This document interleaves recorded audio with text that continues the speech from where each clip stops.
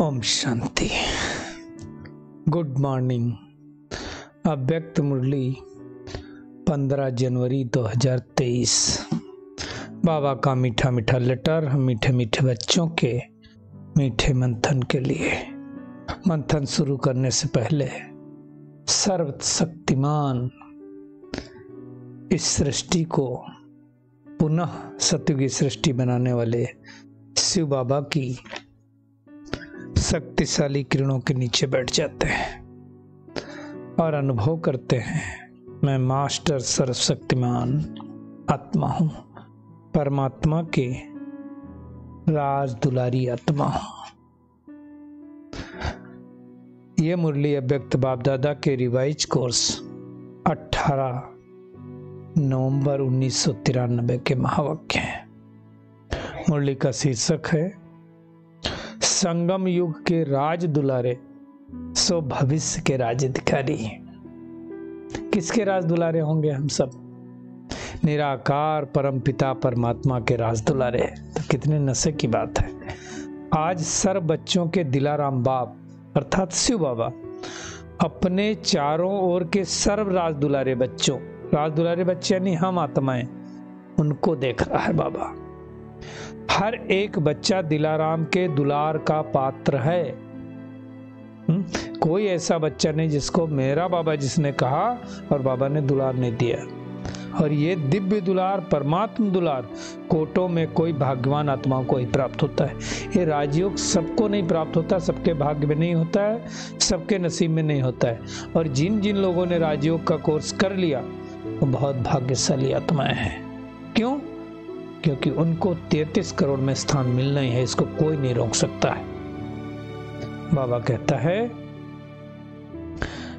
अनेक जन्म आत्माओं, महान आत्माओं द्वारा दुलार अनुभव किया। सतयुग देव आत्माओं द्वारा किया, द्वापर कलयुग मनुष्य आत्माओं के द्वारा किया, और अब इस पुरुषोत्तम संगम युग में भगवान का दुलार प्यार अनुभव हो रहा है। बाबा कहता है इस दिव्य दुलार द्वारा राज दुलारे बन गए। हम सब कौन है? राज दुलारे। इसका दिलाराम बाप को भी फखर है कि मेरा हर एक बच्चा राजा बच्चा है। अब बाबा पूछता है राजा बच्चे हो ना, प्रजा तो नहीं हो ना? टाइटल क्या है हमारा? राजयोगी फला, राजयोगी ब्रह्मा कुमार कुमारी बोलते हैं ना, तो राजयोगी हो गए फिर हम, तो प्रजा योगी तो हो नहीं सकती। अब फिर बाबा कहता है तो प्रजा कहां से आएगी अगर तुम सब राजयोगी हो? राज किस करेंगे? राज करने के लिए तो प्रजा चाहिए ना, तो प्रजा योगी कब आएगी? बाबा ने कहा राज दुलारे अर्थात अब के राजे, भविष्य के भी राजे। ये उन आत्माओं के लिए बाबा ने कहा जो राजा बनने वाले हैं। प्रजा तो ऐसा ही एक दिन कोर्स कर लिया, प्रदर्शनी में आ गए, ऐसी बहुत सारी प्रजा बनने वाली है। तो बाबा कहते हैं केवल भविष्य का राज नहीं है, भविष्य से पहले अब स्वराज अधिकारी बने हो, वो हमें चेकिंग करनी कि अब हम कितना स्वराज अधिकारी बने। स्वराज मतलब कैसे चेक करेंगे? भविष्य में हम कहते हैं ना एक राज एक धर्म एक, है ना, राजा सुख शांति संपत्ति संपन्न राज, उसको कहा भविष्य का राज कहते हैं। स्वराज का तो बाबा कहते चेक करो। स्वराज अधिकारी अर्थात मेरा इन सर्व राज कारोबारियों पर, कर्मचारियों पर अधिकार है। यह स्वराज के बजाय हम पर राज्य में चले जाते हैं। किसके ऊपर स्वराज करना है? 5 स्थूल कर्मेंद्रिय, आंख, नाक, मुख, कान, त्वचा, और 3 सूक्ष्म कर्मेंद्रिय मन, बुद्धि, संस्कार। इसके ऊपर राज्य है। कभी कभी माया के अधीन तो नहीं हो जाते। बाबा ने फिर कहा स्वराज की अधिकारी निशानी क्या होगी? सदा श्रेष्ठ अधिकारी अनुभव करेंगे। पर राज की अधिकारी निशानी क्या होगी? पराधीन। और दुनिया में कहा गया पराधीन सपने सुख नहीं। पराधीन पर राज पर बस बनाता है।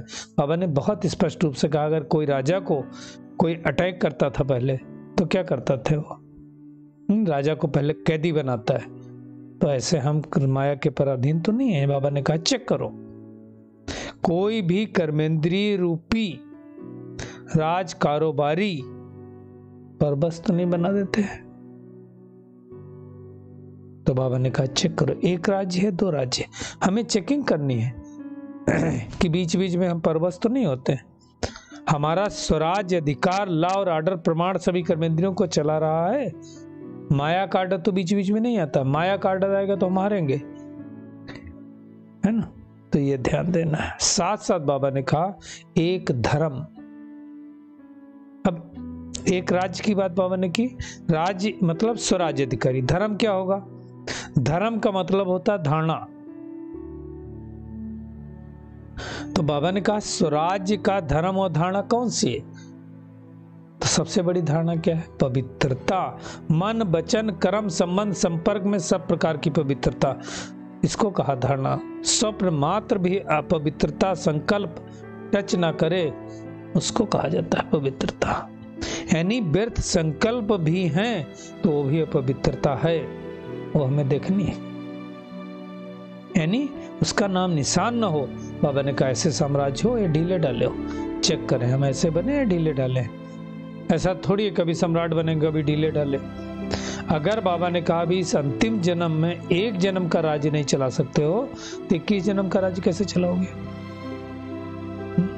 संस्कार तो अभी से भरने ना, इसलिए बाबा ने ध्यान खिंचवाया। अभी से श्रेष्ठ संस्कार होंगे तो भविष्य में श्रेष्ठ संसार बनेगा। तो चेक करना है। और दूसरी चेकिंग क्या करनी है? सुख। एक राज्य की बात हुई, धर्म की बात हुई, अब सुख, शांति, संपत्ति की बात करते हैं। सुख कैसा होना चाहिए? सदा हद की प्राप्तियों के आधार पे सुख है या अतीन्द्रिय सुख है? परमात्म सुख है, मैं राज्य है, क्या है? साधन सेल्वेशन के आधार पर है, प्रशंसा के आधार पर है और परमात्मा प्यार के आधार पर है। वो हमें अपनी चेकिंग करनी है।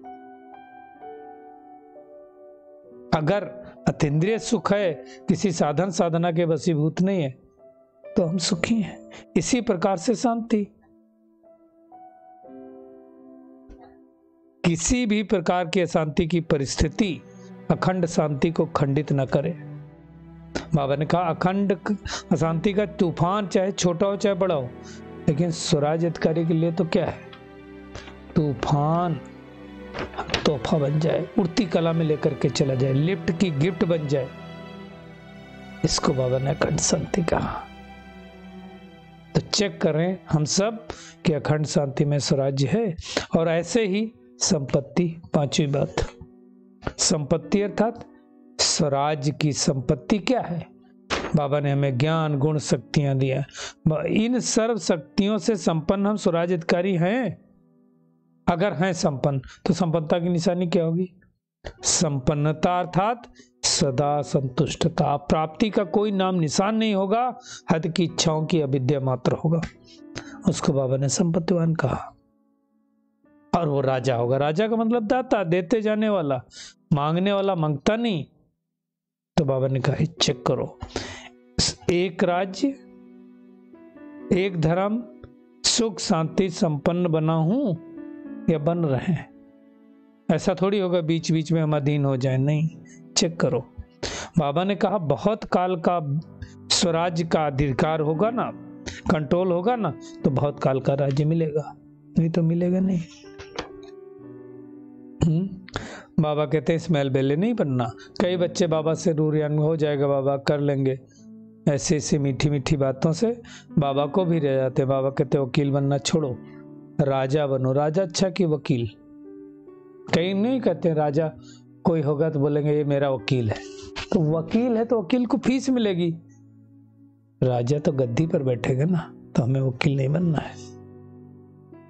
बाबा मुस्कुराता है, धर्मराज नहीं बना, लास्ट में धर्मराज बन जाएगा, है ना।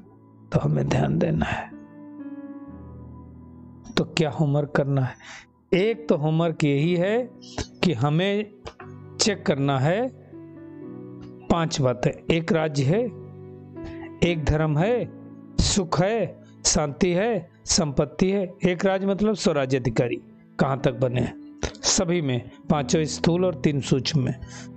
दूसरा धर्म अर्थात एक धारणा, और 2 धारणा क्या है? संपूर्ण पवित्रता। और सुख मतलब अतीन्द्रिय सुख। शांति मतलब कोई भी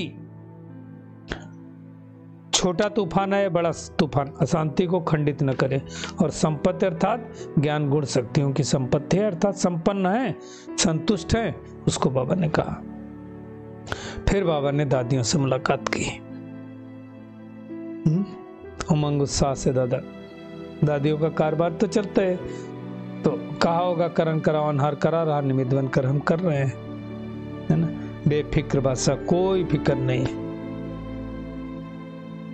फिर बाबा ने कहा टीचर्स को तो चिंता नहीं है, कैसे सेंटर चलेंगे, कैसे आगे बढ़ेंगे, सबसे बेफिक्र। फिर पर्सनल मुलाकात किया व्यक्त बाप दादा ने। पहली पार्टी से कहा 100 परिवर्तन को वाइब्रेशन ही विश्व परिवर्तन कराएगा। 100 परिवर्तन अर्थात ऐसा कभी सोचा था भगवान मिलेगा? स्वप्न में भी नहीं था ना।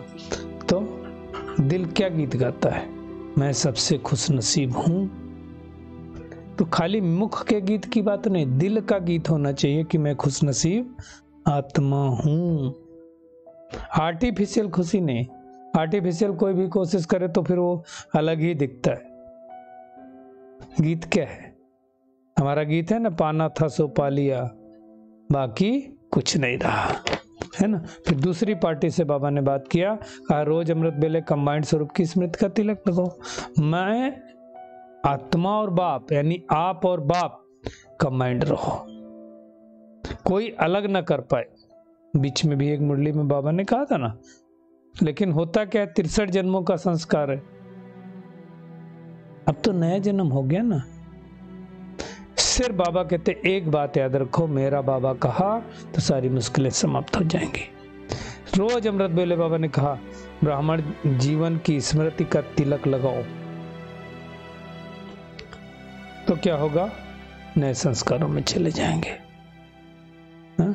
कई बार से स्मृति का तिलक भूल जाता। बाबा ने कहा जो सुहागन होती है ना, वो कभी भूलती है क्या? तो हम सब कौन है? परमात्मा के साथ सगाई हुई है हमारी।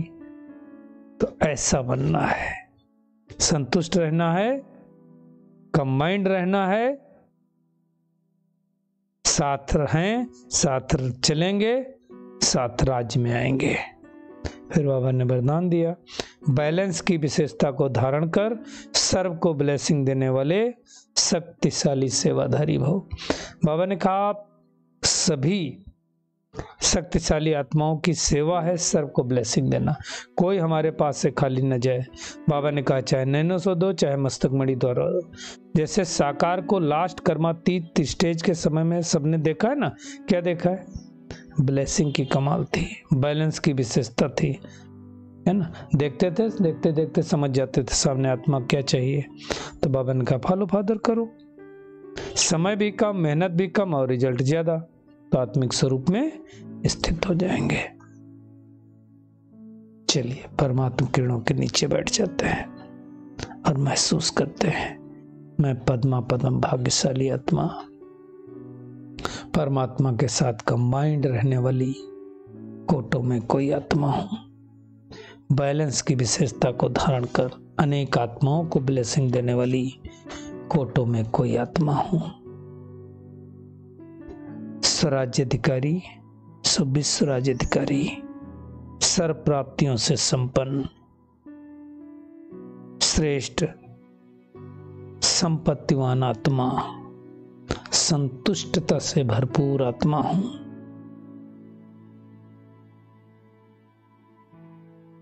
सदा एक धर्म एक राज्य अर्थात स्वराज्य अधिकारी बनने वाली कोटों में कोई आत्मा हूं।